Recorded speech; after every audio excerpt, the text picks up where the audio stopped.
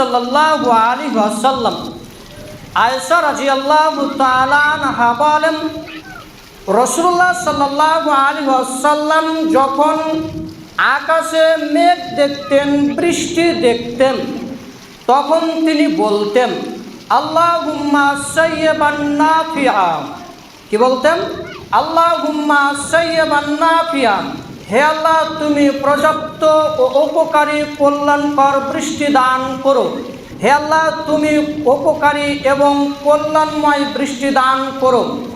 এখানে আপনাকে আমি বলতে চাই, রাসূল সাল্লাল্লাহু আলাইহি ওয়াসাল্লাম যখন পশ্চিম দিকে বৃষ্টি দেখতেন, মেঘ উঠেছে এমন অবস্থা দেখতেন, তখন আল্লাহ রসুল একবার ঘরে ঢুকতেন, এবার তিনি ঘর থেকে বেরিয়ে যেতেন।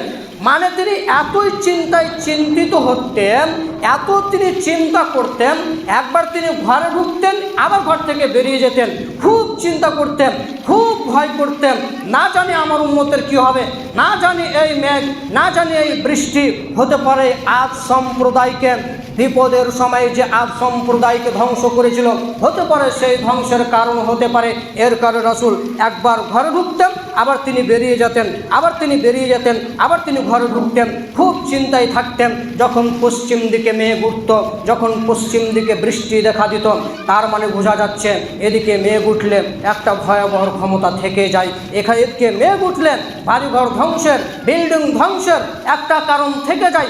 রাসূল সাল্লাল্লাহু আলাইহি ওয়াসাল্লাম এর কারণে পশ্চিম দিকে মেঘ দেখলেন, তিনি আল্লাহর নিকটে বলতেন আল্লাহুম্মা সাইয়্যিবান নাফিআ, আল্লাহুম্মা সাইয়্যিবান নাফিআ।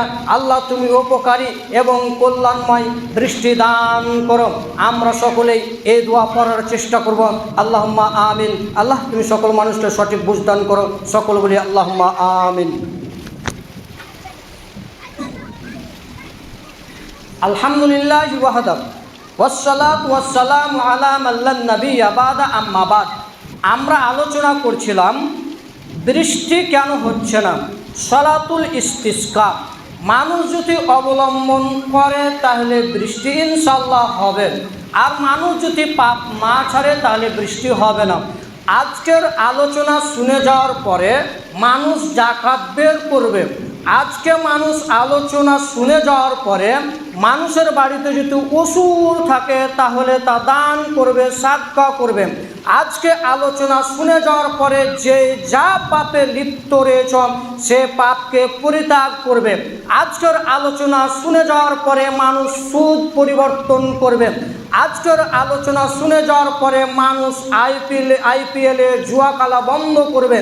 এই সমস্ত কাজ যদি মানুষ করতে পারে, আল্লাহ সুবহানাহু ওয়া তাআলা আকাশ থেকে বৃষ্টি দেবেন, আকাশ থেকে পানি হবে, কথা সত্য। আর এই সমস্ত পাপ যত